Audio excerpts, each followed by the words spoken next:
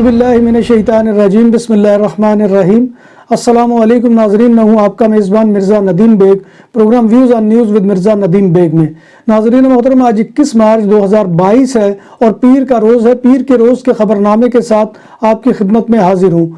आज की सबसे पहली खबर का ताल्लुक स्पेन से है कि ट्रकों की गैर मुय्यना मुद्दत की हड़ताल की वजह से स्पेन की कई सुपर मार्केट्स के शेल्फ खाली हो गए, जिनमें खाने पीने की अशिया की किल्लत पैदा हो रही है। और दूसरी जानिब छोटी ग्रोसरी शॉप्स के मालिकान ने मनमानी कीमतों में इजाफा कर दिया है।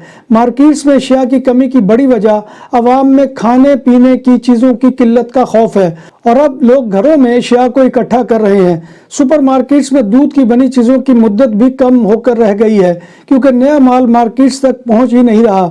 सुपर मार्केट्स में सब्जियों की किल्लत भी नुमाया है। हमें लूटा जा रहा है, स्पेन की एक्सट्रीम राइट सियासी जमात वोक्स का ये मौक़िफ़ है और इस पार्टी ने महंगाई के मसले पर स्पेन के वज़ीर आज़म पेड्रो सांचेस से इस्तीफ़े का मुतालबा कर दिया है।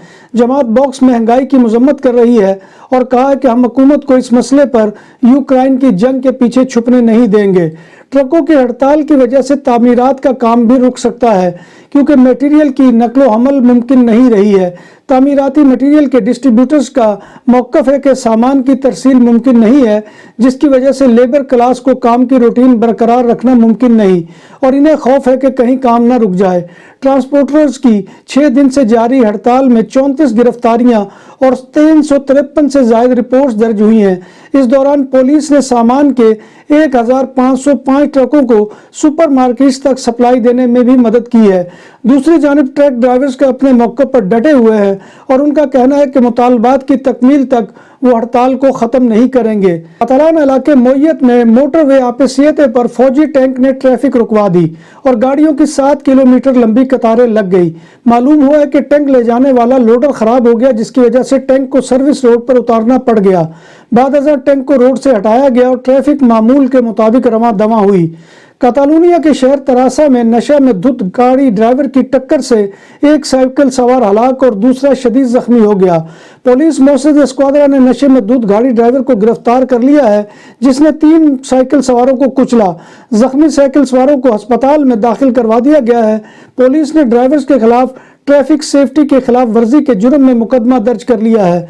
हलाक होने वाले साइकिल सवार समेत इस साल कातालूनिया में ट्रैफिक हादसात में यह 30वीं हलाकत है। स्पेन के इलाके पोलिगोनो मार्कोनी में एक शख्स ने सरिये से 2 जिस्म फरोश खवातीन पर हमला कर दिया। इब्तदाई तहकीकात से पता चला है कि मुबैना हमला आवर इन दोनों खवातीन का क्लाइंट था और वो एक दूसरे को पहले से जानते थे।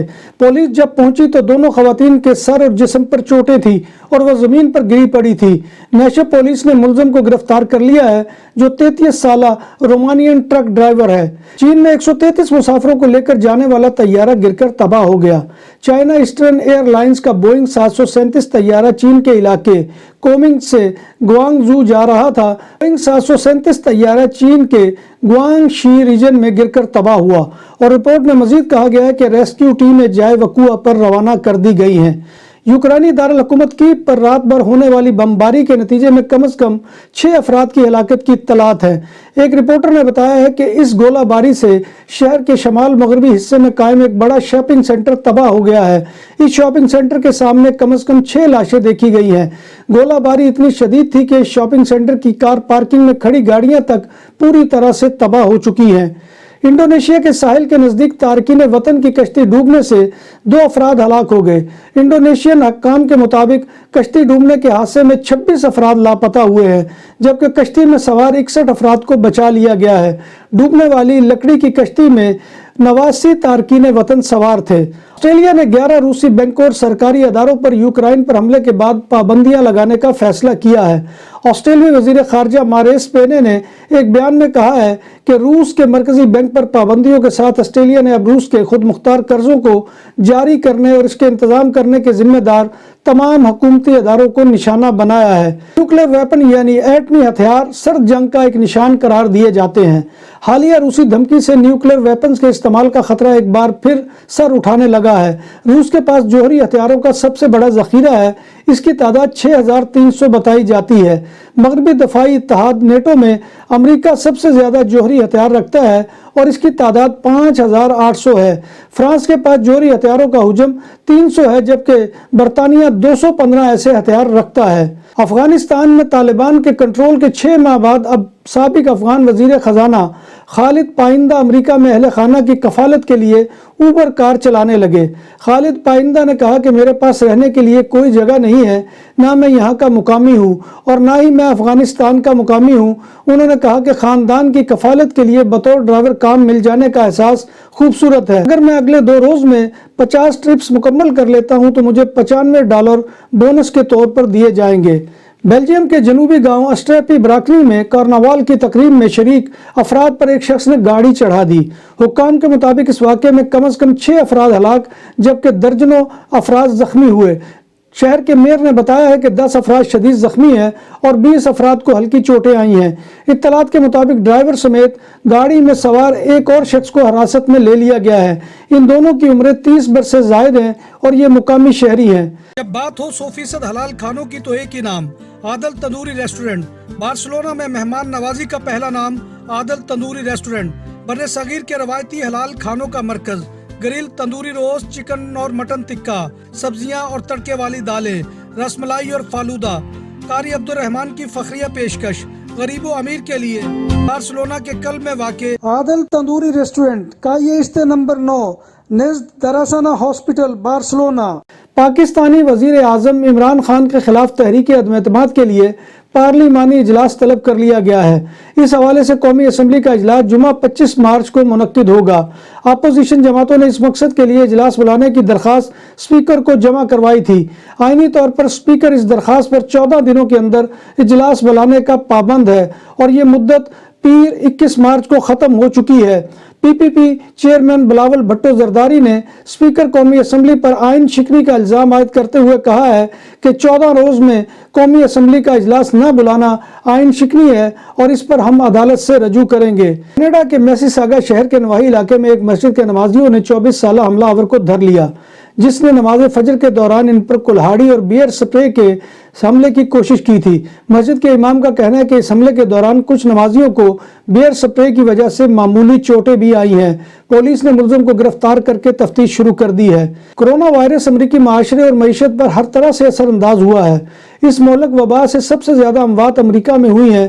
یہاں سب سے زیادہ کاروباروں کو شدید نقصان پہنچا ہے اور سب سے زیادہ لوگ بے روزگار ہوئے ہیں۔ مگر اس میں ایک اور پہلو بھی یہ ہے کہ اپنی حیت تبدیل کرنے والے وائرس نے امریکہ کی تمباکو نوشی کی عادت ترک کرانے میں بھی اہم کردار ادا کیا ہے۔ ایک تازہ ترین رپورٹ کے مطابق اس وقت امریکہ میں تمباکو نوشی کی شرح اپنی کم ترین سطح پر ہے۔ سعودی وزارت حج و عمرہ نے غیر ویکسین یافتہ افراد کو عمرہ اور مسجد الحرام میں نماز ادا کرنے کی اجازت دے دی ہے۔ وزارت نے اپنے ایک بیان میں کہا کہ صرف ان غیر ویکسین یافتہ افراد کو عمرہ اور زیارت کی اجازت ہوگی جو اب تک کرونا وائرس کا شکار نہیں ہوئے ہیں۔ پاکستان کے سابق کپتان جاوید میاں-داد باضابطہ طور پر Pakistan cricket board hall of fame میں شامل ہو گئے ہیں۔ Chief executive P C B Faisal Hasnain نے جاوید میاں-داد کو P C B hall of fame میں شمولیت پر اعزازی ٹوپی اور پلاک پیش کیا۔ اس سے قبل وسیم اکرم، فضل محمود اور ظہیر عباس بھی P C B hall of fame کا باضابطہ حصہ بن چکے ہیں۔ جاوید میاں-داد نے کہا کہ P C B hall of fame کا حصہ بننا ان کے لیے اعزاز کی بات ہے۔ 64 سالہ جاوید میاں-داد نے 1975 سے لے کر 1996 تک پاکستان کی نمائندگی کی ہے۔ دکانوں اور سپر مارکیٹس میں سیکورٹی کیمروں اور کیش رجسٹرار کی خرید و فروخت اور انسٹالیشن کے لیے ہم سے رابطہ کریں۔ عمدہ سروس اور معیار ہماری پہچان۔ ہمارا رابطہ نمبر 6438465515۔ انٹرنیشنل کرکٹ کونسل کے ایوارڈ پاکستانی کھلاڑیوں کو مل گئے۔ قومی ٹیم کپتان Babar Azam, wicket keeper batsman محمد رضوان اور فاسٹ بالر شاہین شاہ آفریدی کو آئی سی سی کے ایوارڈ ملے ہیں۔ آئی سی سی نے کپتان بابر اعظم کو ایک روزہ کرکٹ آف دا ایئر کا ایوارڈ بھجوایا جو انہیں مل گیا ہے۔ آئی سی سی نے شاہین شاہ آفریدی کو کرکٹر آف دا ایئر اور محمد رضوان کو T20 cricket of the year کا ایوارڈ بھیجا ہے۔ I C C women world cup میں پاکستان نے بالآخر پہلی کامیابی سمیٹ لی۔ ورلڈ کپ مقابلوں میں پاکستان کی 2009 کے بعد پہلی کامیابی ہے۔ ICC वुमेन वर्ल्ड कप में पाकिस्तानी क्रिकेट टीम अपना 5वां मैच वेस्ट इंडीज़ के खिलाफ खेला और मुखालिफ टीम को 8 विकेटों से शिकस्त दे दी। नाज़रीन मोहतरम, ये था आज का खबरनामा जो मैं आपकी खिदमत में लेकर हाजिर हुआ था। उम्मीद है कि आपको हमारा ये सेगमेंट पसंद आएगा। आपसे गुजारिश वही है कि आप हमारे चैनल BBC अपडेट TV को सब्सक्राइब करें, इसके प्रोग्राम को लाइक करें, दोस्तों में शेयर करें और कमेंट बॉक्स में आकर कमेंट करना मत भूलिए, क्योंकि आपका कमेंट करना हमारी इज्जत अफजाई और हौसला अफजाई का सबसे बड़ा जरिया होता है। अल्लाह तबारक व तआला की हजूर दुआ है कि वो हमें ईमान और सेहत की सलामती के साथ ज़िंदा रखे और हमारा खात्मा ईमान के ऊपर करे और रोज़े महशर नबी कायनात सल्लल्लाहु अलैहि वसल्लम की शफाअत और ज़ियारत नसीब फरमाए। आमीन या रब्बिल आलमीन। इसी दुआ के साथ अपने मेज़बान मिर्ज़ा नदीम बेग को कल तक के लिए इजाज़त दीजिए। अल्लाह हाफिज़।